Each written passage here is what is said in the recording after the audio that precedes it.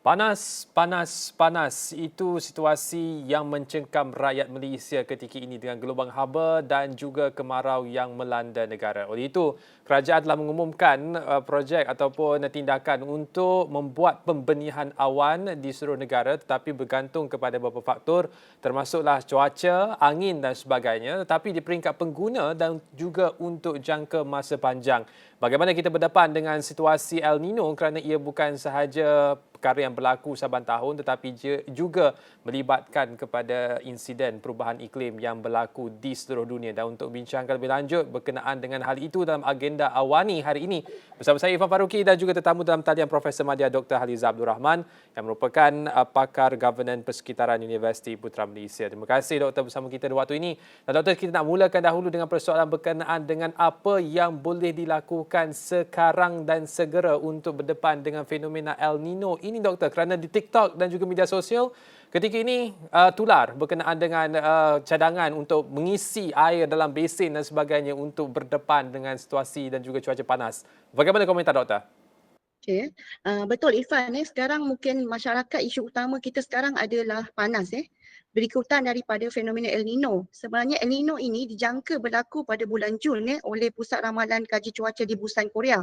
Tetapi tempias ni sekarang kita telah seawal April kita telah merasa kesan daripada El Nino ini dan dijangka berterusan sehingga bulan September nanti. Betul, kita perlu melakukan banyak persediaan berkaitan menghadapi fenomena El Nino ni, terutama yang menyentuh berkenaan panas dan kemarau. Ada cadangan baru-baru ini kita ada mendapat cadangan daripada Menteri Sumber Asli Alam Sekitar dan Perubahan Iklim tentang masyarakat telah bersedia antaranya menakung air.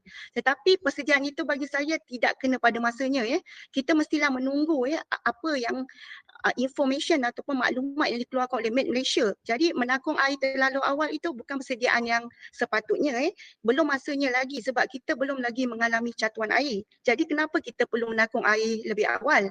Bila kita menakung air lebih awal dan kita tidak kendalikan air yang kita takung itu dengan baik, masalah lain pula yang timbul. Contohnya adalah denggi kan, nyamuk membiak dalam air yang ditakung. Persediaan yang perlu yang paling utama ialah dari segi mental dan fizikal.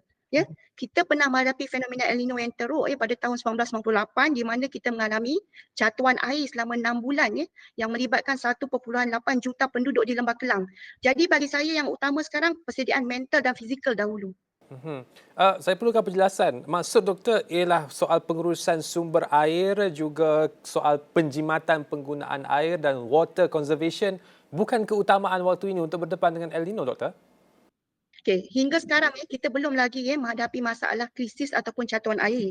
Walaupun kita tak nafikan di beberapa empangan misalkan di empangan air hitam Pulau Pinang, di empangan muda di Kedah telah mengalami penyusutan dari segi paras air. Tetapi tidak berlaku satu negara mengikut tempat Di utara kita memang telah jangka sebab mereka bersempadan dengan Thailand yang beriklim monsun tropika. Jadi mereka ini lebih panas. Sebab itu tidak heran pada tahun 98 stesen Chuping tu mencatatkan suhu 40 darjah ke atas tetapi bagi Lembah Kelang dan kebanyakan kawasan kita masih belum mencapai kritikal. Jadi kenapa kita perlu menakung air lebih awal persediaan yang kita boleh buat antara lainlah kita mendidik diri kita dahulu tentang bagaimana kita boleh berhemah menggunakan air supaya nanti kalau berlakunya krisis air kita telah bersedia fizikal dan mental.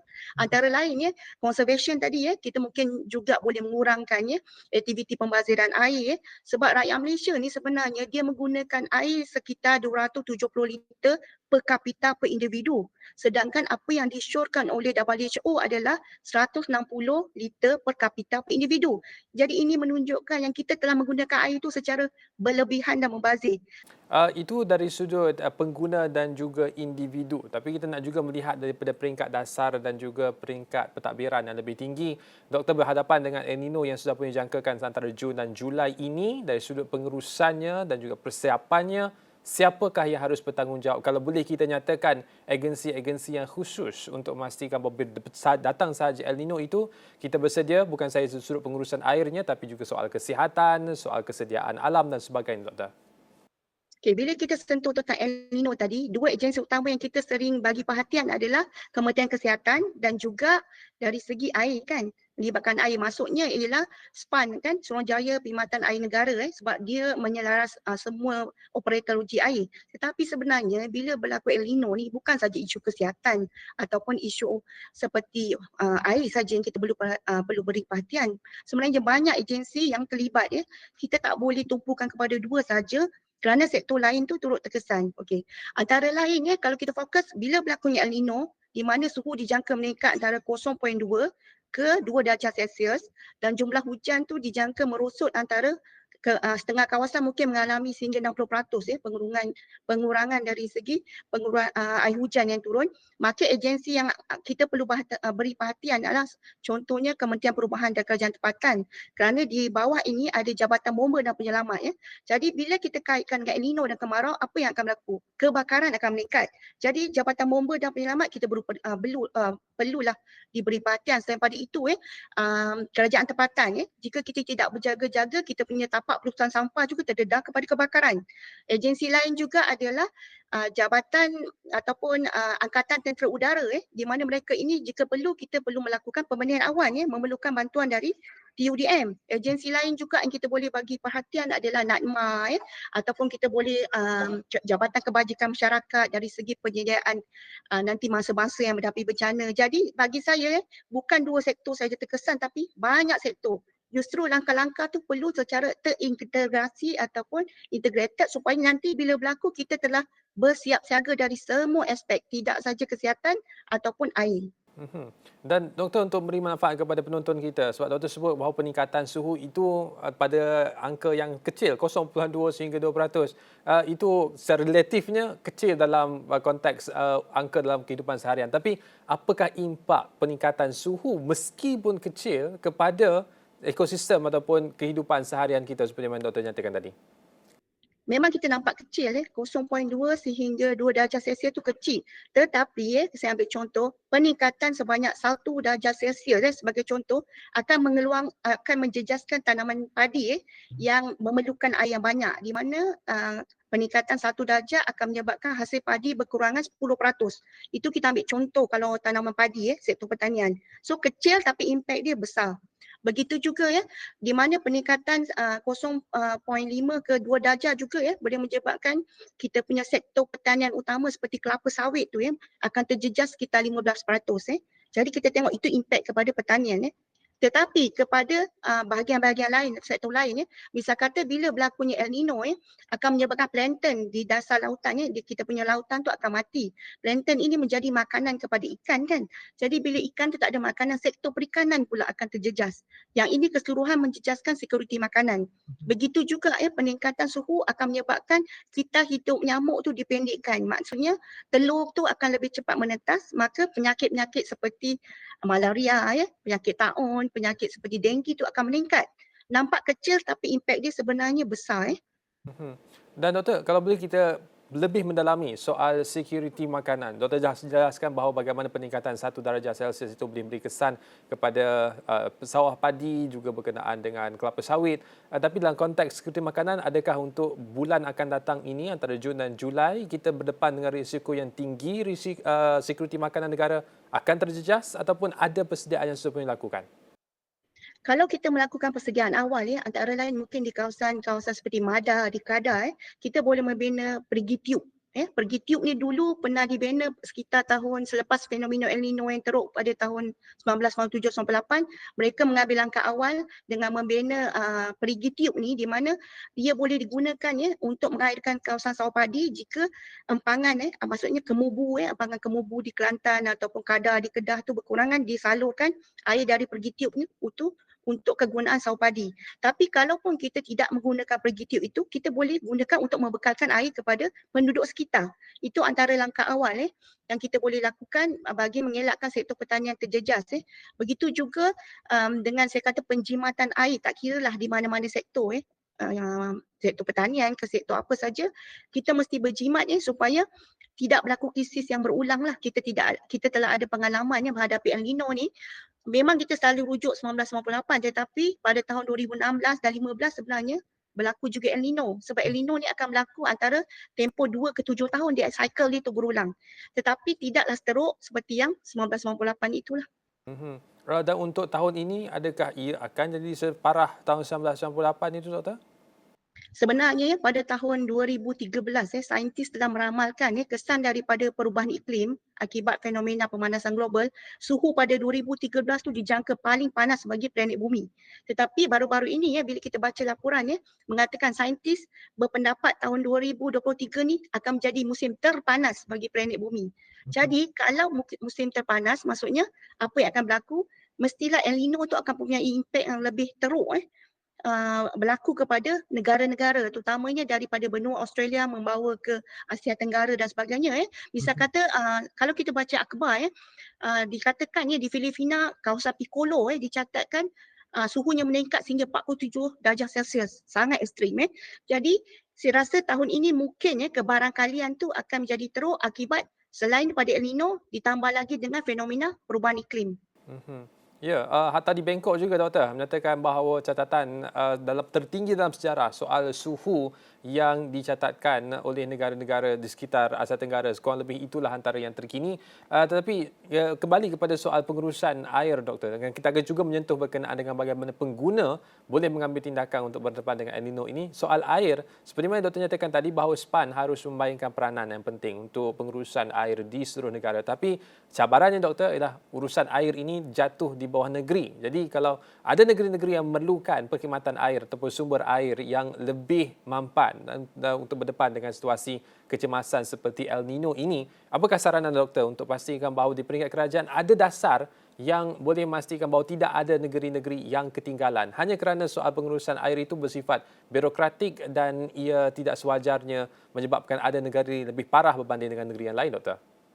Okay, kalau kita lihat Perlembagaan Persekutuan Jadual 9 membahagikan bidang kuasa antara tiga pihak iaitu persekutuan di bawah Jadual 1, negeri di bawah Jadual 2 dan bidang kuasa bersama di mana federal dan state berkongsi kuasa.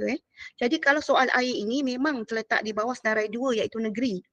Tetapi pada tahun 2016 telah diselaraskan semua perkara berkaitan pengurusan air itu adalah di bawah SPAN. Kurang krisis air yang berlaku sering di Lembah Kelang, maka pihak persekutuan telah mengambil alih dari segi pentadbiran air. Maka bagi saya SPAN dibantu oleh operator air yang lain dan juga dengan sokongan daripada masyarakat dari segi hemah dalam menggunakan air ini bolehlah memastikan krisis itu tidaklah seteruk seperti 1998. Oleh demikian, adakah Doktor ada pemerhatian dan komentar yang ingin Doktor lakukan bila melihat kepada situasi terkini di Kedah dan juga di Kelantan, juga di Pulau Pinang yang belum lagi sampai bulan Jun tetapi krisis air sudah pun berlaku. Jadi apatah lagi situasinya sekiranya El Nino melanda negara? Adakah Doktor ada pemerhatian berkenaan bagaimana seharusnya pengurusan air dilaksanakan di negeri-negeri ini, memandangkan Perdana Menteri juga memberikan komitmen bahawa untuk jangka masa panjang isu itu akan cuba diselesaikan, tapi untuk jangka masa pendek ia merupakan situasi yang sikit mencabar untuk mereka, Doktor? Okay. So kalau kita tengok memang betul sebenarnya bila berlaku fenomena El Nino ini 8 negeri akan paling terkesan. Antaranya ialah Perlis, Pulau Pinang, Kedah, Perak, Selangor, Negeri Sembilan, Melaka dan juga Johor. 8 negeri ini akan paling terjejas. Tetapi kalau kita baca di akhbar, kita dengar berita dan sebagainya, Kedah dan Pulau Pinang antara yang paling terkesan walaupun El Nino ni belumlah mencapai kemuncaknya yang dijangka berlaku pada Jun ini antara lain sebab saya kata mungkin juga bagi Pulau Pinang antara faktor dia litupan hutan yang berkurangan. Kita tahu hutan ni berfungsi sebagai span ataupun kawasan tadahan yang membekalkan air bawah tanah yang boleh digunakan untuk mengalirkan air ke empangan ataupun sungai bila hujan kurangan. Itu mungkin salah satu faktor. Kedua saya kata tadi lokasi negeri-negeri utara itu berdekatan dengan monsun tropika yang memang musim kering dia sangat panas, jadi tempias dia dirasai dan kita juga risau walaupun nanti mungkin bagi negeri-negeri tertentu bila ada krisis air kita lakukan cloud seeding ataupun pembenihan awan, itu juga tidak menjamin yang bekalan air ini, masalah bekalan ataupun krisis air ini diatasi. Mengapa begitu? Sebab kita memerlukan awan cumulonimbus. Hanya awan cumulonimbus saja yang boleh menghasilkan hujan. Cloud seeding ni sering diwar-warkan sebagai penyelesaian kepada krisis air tadilah. Oleh demikian, untuk penyelesaian lebih mampan, Doktor, kerana ketika ini tumpuan diberikan kepada pembenihan awan, kerana hujan dikaitkan dengan situasi yang lebih sejuk berbanding dengan matahari yang situasinya panas. Seperti Doktor katakan tadi bahawa ia tidak semestinya berjaya 100%. Oleh itu pastinya ada tindakan yang lebih mampan untuk kehadapan ini. Mungkin dari sudut perhutanan yang lebih baik, soal menghijaukan bandar-bandar, juga untuk pastikan bahawa amalan yang lebih hijau di kalangan masyarakat. Dalam hal-hal yang sedemikian, apakah komentar doktor untuk kita lakukan sekarang supaya bila datang saja El Nino, bukan tahun ini, pada tahun-tahun akan datang, kita lebih bersedia dengan amalan yang lebih mampan? Memang betul apa yang diterangkan oleh Irfan tadi. Sebenarnya pembangunan lestari atau pembangunan mampan tu sangat perlu kita praktikkan, bukan hanya untuk menghadapi El Nino, tetapi selaras dengan pemanasan global ni, banyak lagi bencana dijangka meningkat, banjirnya, kemaraunya. Bukan saja kita bercerita tentang El Nino. Jadi kesiapsiagaan masyarakat, agensi, kerajaan dan sebagainya mestilah 100% sentiasa bersedia supaya bila berlaku sesuatu bencana, maka impaknya terutama kepada masyarakat itu dapat diminimumkan. Jadi semua sektor, semua agensi, semua pihak yang kita panggil pemegang taruh tadi mestilah secara bekerjasama terintegrasi bagi memastikan apa dasar mungkin dikeluarkan oleh kerajaan, agensi pula melaksanakan dasar itu. Penduduk pula mempraktikkan apa yang digariskan oleh dasar. Maka pihak kerajaan, pihak agensi dan masyarakat sendiri mestilah bekerjasama bagi memastikan sesuatu impak dari bencana dalam hal ini El Nino itu dapat diminimumkan. Kalaupun kerajaan ada dasar yang bagus, tetapi penduduk tidak mempraktikkan apa yang disarankan pun tidak berlaku. Bagi saya semua pihak, semua agensi, semualah termasuk masyarakat mestilah bersiap siaga 100% supaya kita tidak menerima impak yang ketara dari El Nino tadilah.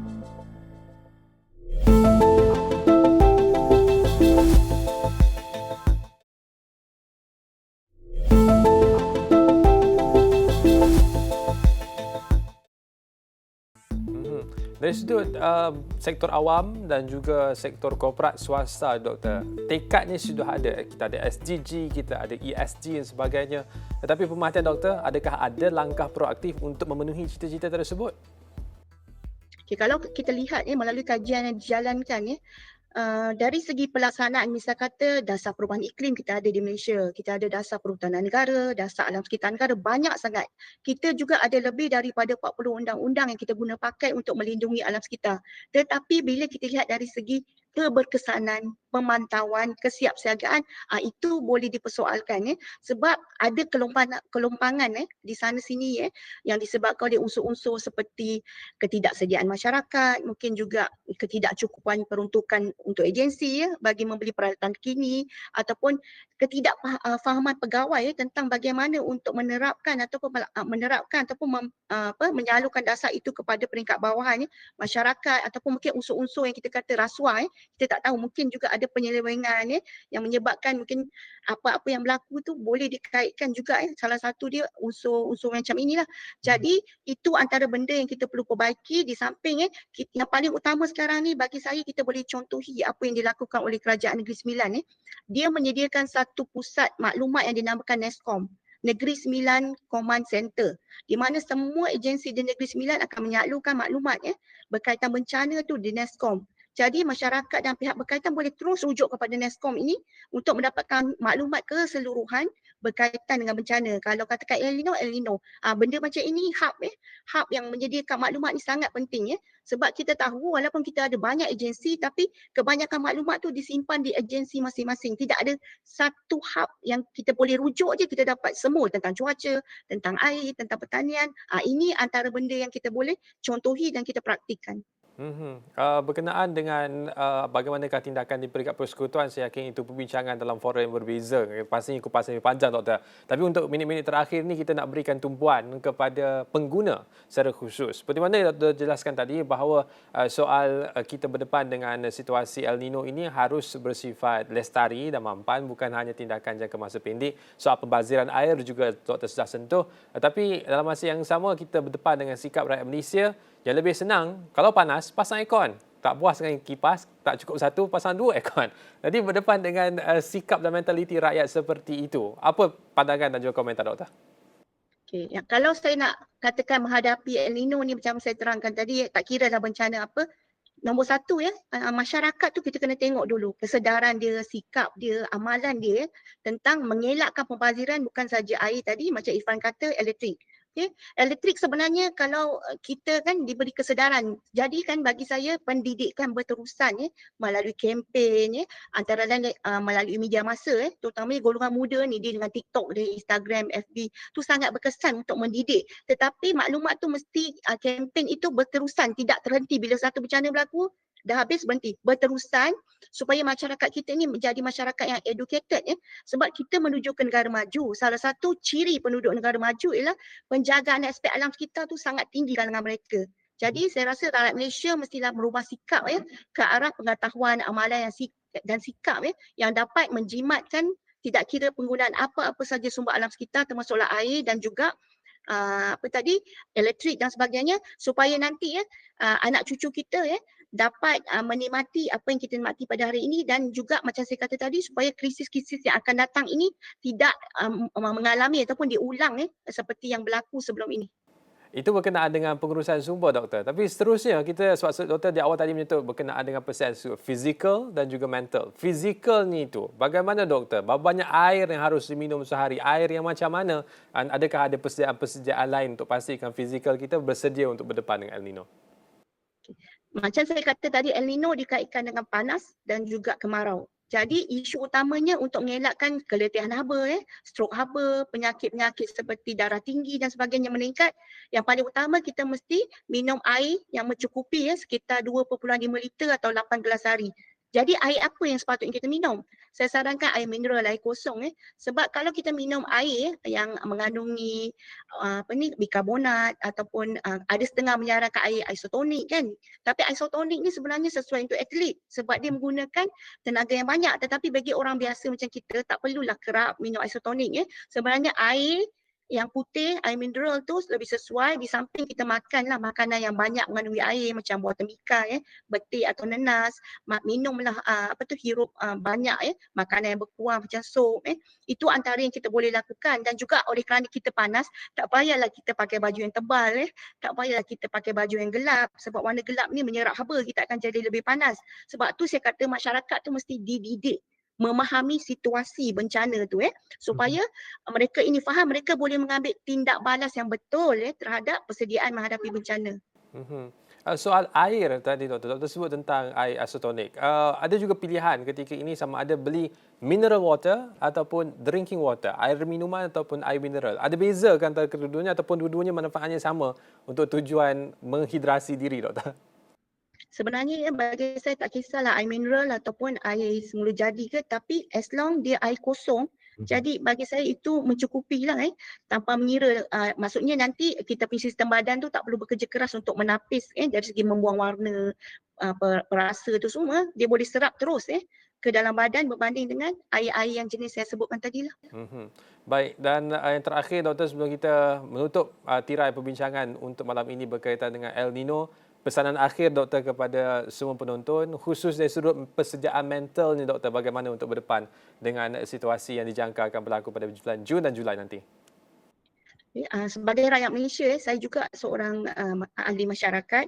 Jadi apa yang kita perlu lakukan antara lain ialah paling utama kesiapsiagaan mental dan fizikal. Mengapa fizikal dan mental? Sebab bila berlakunya El Nino yang teruk dijangka pada bulan Jun nanti, masalah seperti krisis air itu memang kita tidak boleh elakkan jika cuaca yang sangat kering dan jumlah hujan turun berkurangan sangat ketara.